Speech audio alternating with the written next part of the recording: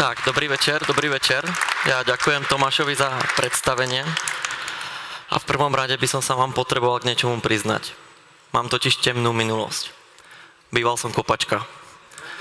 Áno, je tomu tak, bohužiaľ to tak nevypadá, ale vlastne s Lightsportom som spojený už dlhodobo predtým, než som tu začal pracovať. Keďže som bol aj v aplikácii, tak som Lightsport používal dennodenne, miloval som ten produkt, fakt už dlouho predtým, než som tu pracoval. Keď som náhodou dal gól, tak som utekal do tej šatne, aby som videl tú malú loptičku pri mojom mene. Vždycky som si vravel, že by som rád niečo robil so športom, nejakej firme bol, však vlastne čo by mohla blbá kopačka robiť ledine niečo so športom, že? Pozrime sa na to teraz. 8 rokov, jedno zranenie kolena potom, som tu pred vami v tejto nádhernej budove Aspira, obklopený skvelými ľuďmi s možnosťou viesť experimentáciu a AB testing. Ale čo k tomu napredovalo? Čo sme preto museli urobiť a čo nám to vlastne dalo? To si dneska všetko povieme. Ja ale na začiatok by som sa vás chcel niečo opýtať. Mohli by ste prosím vás zdvihnúť ruku tí, ktorí majú s AB testingom skúsenosti viacej než 7 rokov? OK, ty sa nepočítaš? Tak som, perfektne, 6 až 4 roky? OK, a 3 a menej?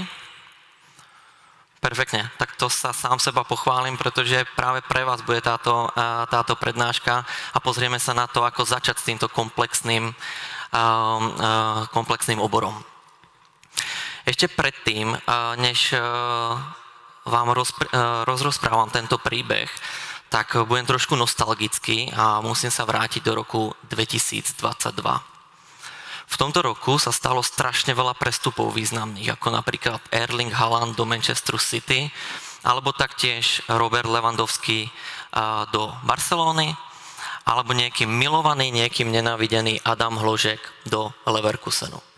Pre mňa osobne ten významný prestup bol trošku iný, ktorý mi utkvel v mojom srdci. A to bolo tedy, keď som prišiel do Lightsportu a dostal som možnosť vybudovať túto celofiremnú kompetenciu. Keď som sem prišiel, tak som vypadal trošku takto. Boli tu už nejaké náznaky AB testingu, ale bohužiaľ neboli nejak podchytené a nemali plný fokus. Ja mám jedno veľké šťastie, že jednak board, jednak majitelia, jednak kolegovia sú veľkými fanúšikmi AB testingu, tak som od prvého dňa cítil fúkať vietor do mojich plachiet. A my sme s tým chceli začať. A chceli sme s tým začať kvôli 3 pilierom. Jednak, že budeme mať dáta. Budeme mať dáta, na ktorých budeme robiť rozhodnutia a nebudeme robiť rozhodnutia na základe pocitov. Taktiež budeme robiť a zvyšovať performance a vlastne užívateľskú cestu, aby naša aplikácia skvétala. A nakoniec, nebudeme si klamať, tak to robíme aj kvôli revenue. My sme vlastne revenue mohli priniesť 2 spôsobami. A prvý spôsob je ušetriť nejaké náklady a potom zvyšovať zisk nejakým vyšší performance daných elementov. Preto sme si museli dať nejaké výzvy v začiatkoch. Pre nás tie výzvy boli určite, že sme chceli byť nezávislým prispievateľom do tej firemnej kasičky, ale taktiež sme chceli zvyšovať tie firemné metriky. Tie firemné metriky, ako je login, registrácia, page use, mentally active users a podobne.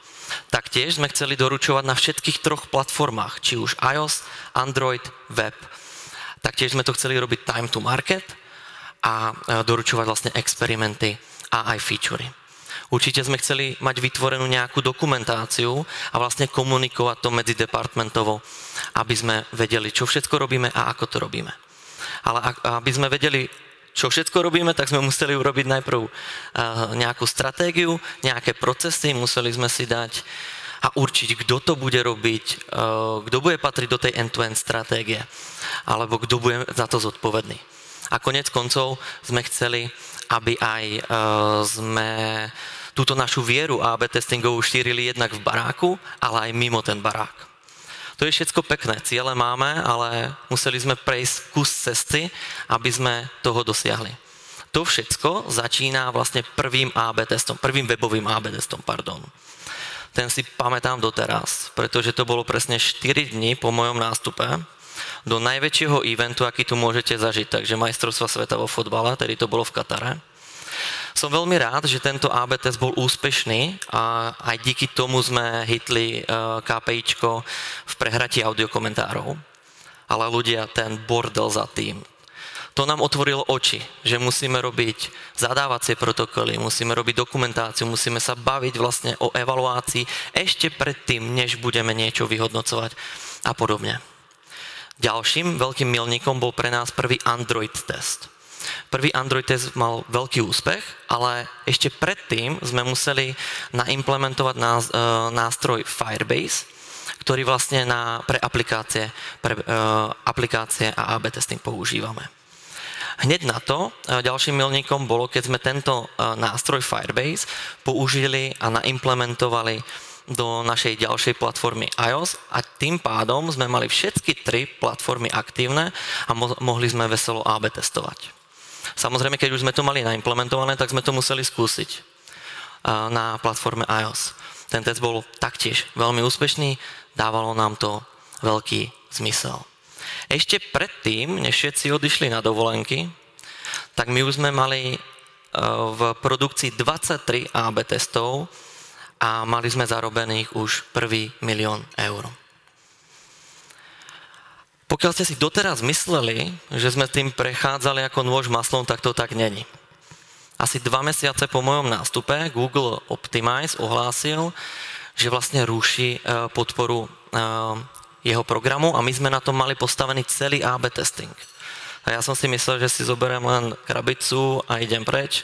Každopádne to tak nebolo, postavili sme sa tomu čelom a urobili sme výberové riadenie, ktoré vyhrála spoločnosť Optimizely, ktorú sme implementovali 5 mesiacov s kolegami. Takže tak. A teraz sme tu po roku a môžeme začať vyhodnocovať. Sme schopní doručovať AB testy na 3 platformách a robíme to od začiatku do konca. My na to používame end-to-end stratégiu.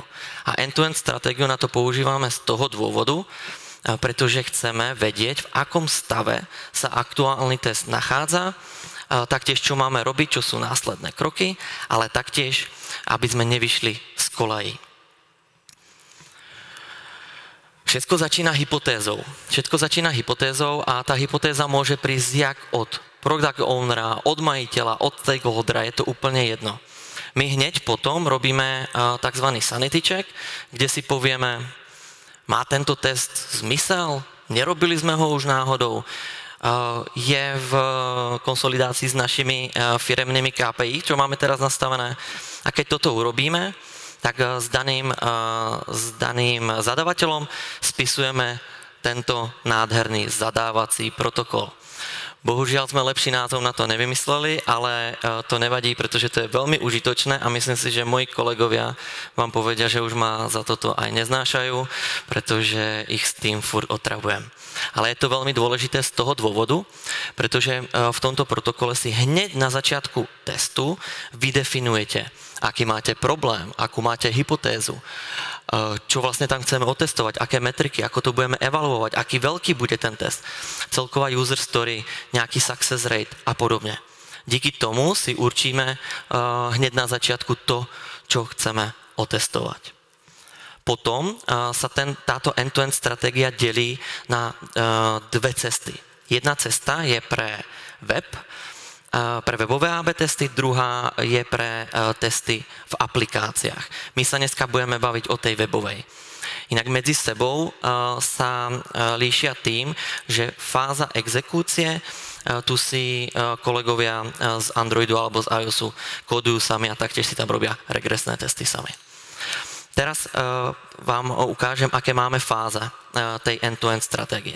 My máme fázu zadania, fázu prípravy, exekúcie, testingu, evaluácie a releaseu. Teraz prejdeme hneď do fáze prípravy ktorá je hlavne o obehávaní. Vy prídete za kolegami z UX, UI, urobíte si varianty, taktiež si pripravíte data development, pripravíte si eventy, pripravíte si triggery, taktiež sa môžete baviť z business intelligence, ako by ste chceli vlastne tento test vyhodnocovať. Hneď toto, keď máme, tak sa stretávame opäť s našim zadavateľom a potvrdzujeme si, či so všetkým súhlasí.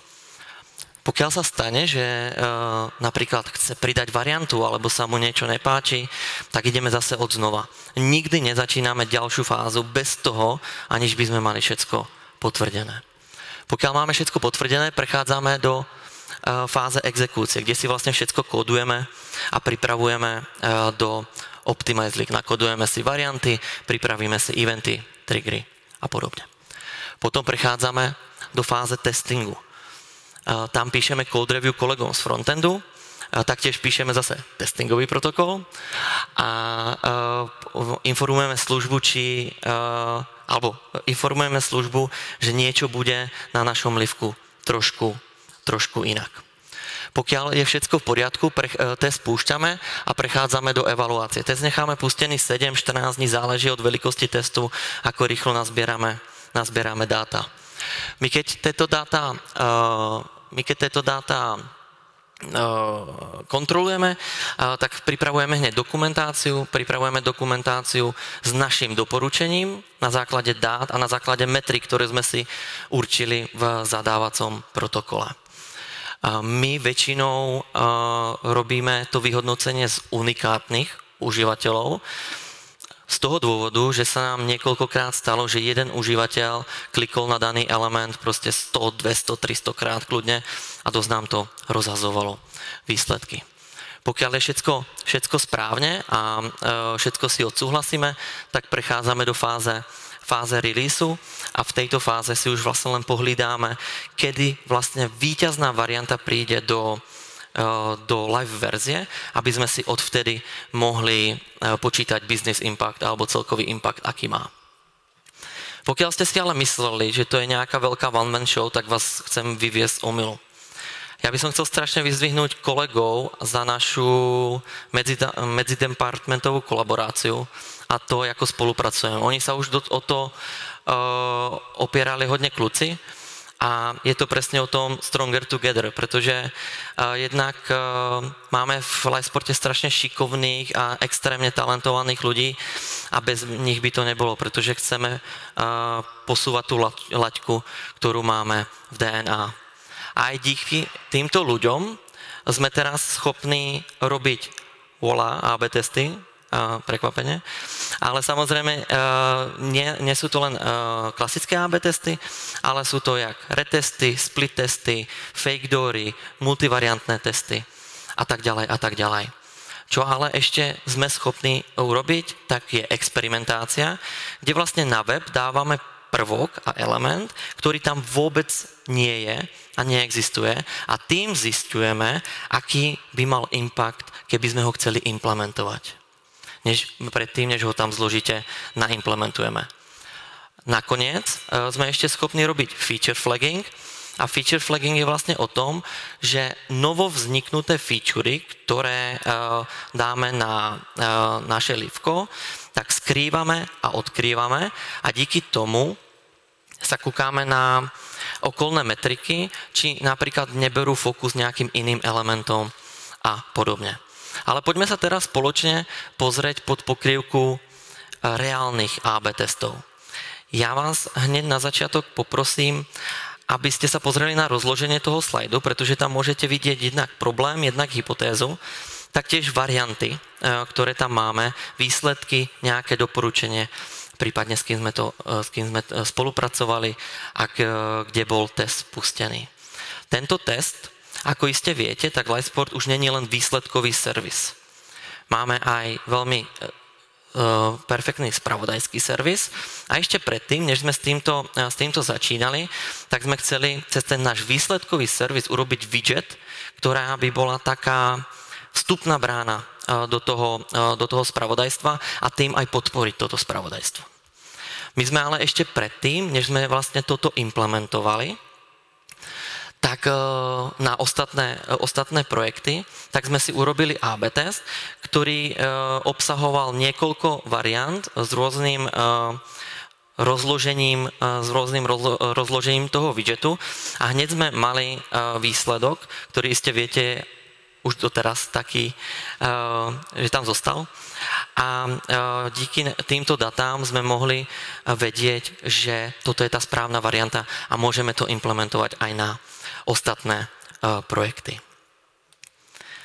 Tak, pozrieme sa na ďalší test. A ďalší test je vlastne komerčný test, ktorý sme robili v spolupráci s Android tímom a jednalo sa o consent, o dávanie koncentu a videnie našich reklám. Ako môžete vidieť, v prvej variante není vôbec vidieť, kde ten koncent sa potvrdzuje, nepotvrdzuje a podobne. Preto nás kolegami napadlo, že by sme tento koncent vytiahli a dali to do dvoch variant. Tie výsledky boli natoľko markantné, že sme to okamžite implementovali nielen na Android, ale taktiež na iOS.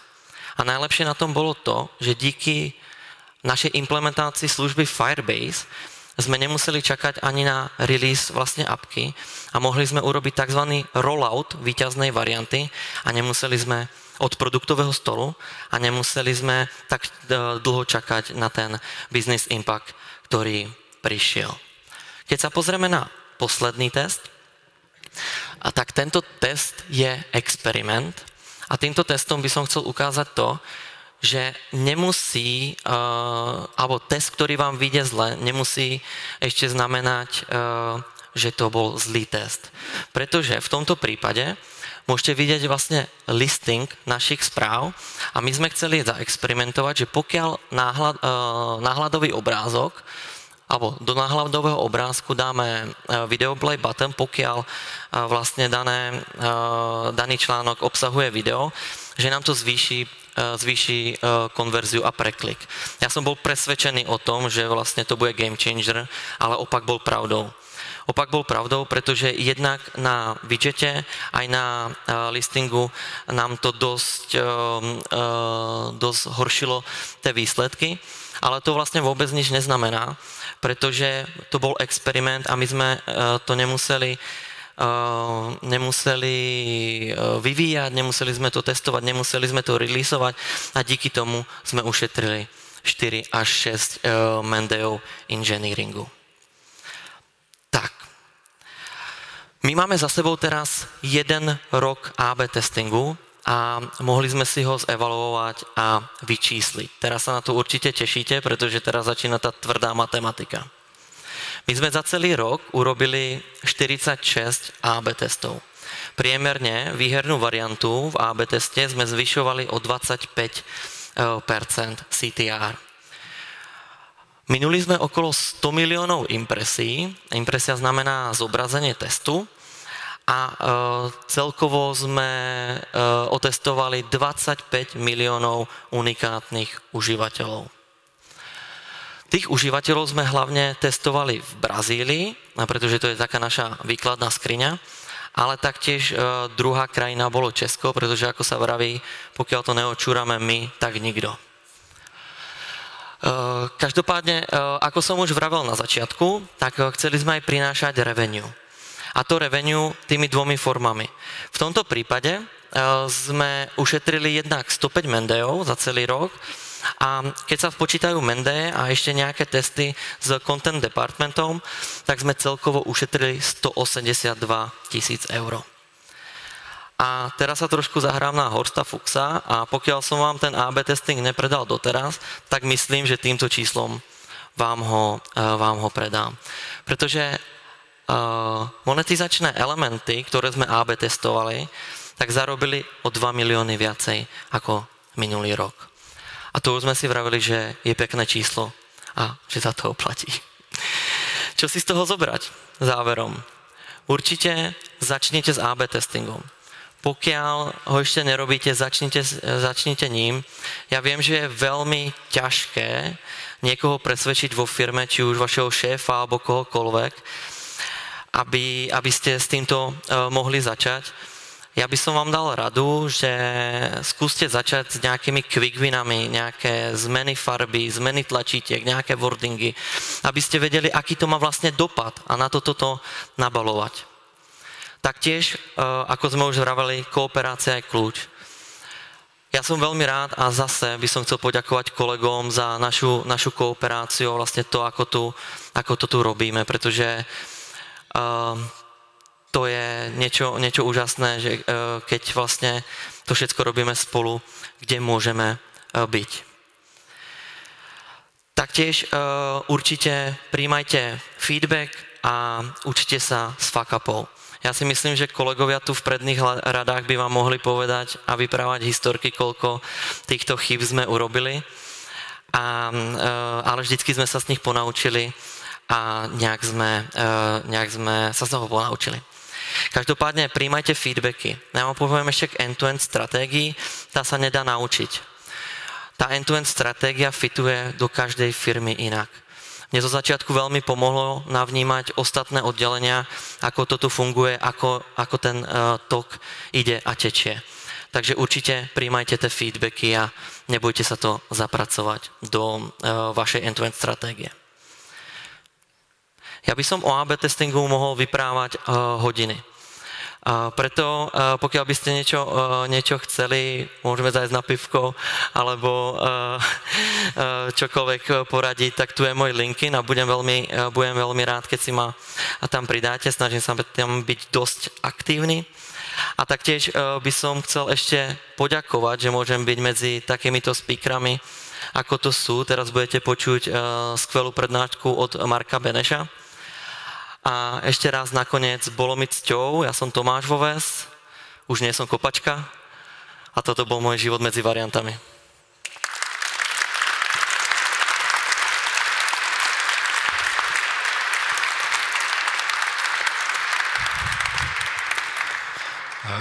Díky Tomáši, já jsem rád, že jste se dozvěděli o mým oblíbeným zadávacím protokolu, nejenom teda o tom samozřejmě. A vzhledem k času dáme tak dva dotazy z publika, jestli máme, případně Tomáš bude k dispozici klasicky tady ve Speakers Corner. Tam vidím ruku. Díky, super to bylo. Ahoj, můžu se zeptat, kolik z těch 46 testů bylo úspěšných, respektive viděli jste tam jako ten uplift a mysleli jste si jako na začátku, pokud to bude opak, že více testů bylo neúspěšných, že i neúspěšný test je vlastně jako pozitivum? No, práve akorát to chcem povedať, že to záleží, na akou perspektívu sa na to pozriete. Každopádne tých neúspešných bolo fakt málo, pretože my sme zo začiatku, jak sme to začali tu budovať, tak sme začínali fakt ako malými vecami, kde sme si boli istí, že tam proste nejaký growth bude. Takže keď počítam tento, možno ešte dva ďalšie, asi 3 boli nejaké neúspešné a viem, že jeden bol technicky nezvládateľný, že sa proste nedal spraviť. A to by stálo jednak, nemal až taký dopad, aby sme to hnali ešte cez engineering, dajme tomu. Takže jeden sa nespravil a vlastne 3 boli, ktoré sa nevydarili. Díky. Máme ještě nějaký dotaz z publika? Pokud ne, tak ještě jednou díky, Tomé. Ďakujem veľmi pekne. My si dáme zase 10 minút pauzu. Ďakujem.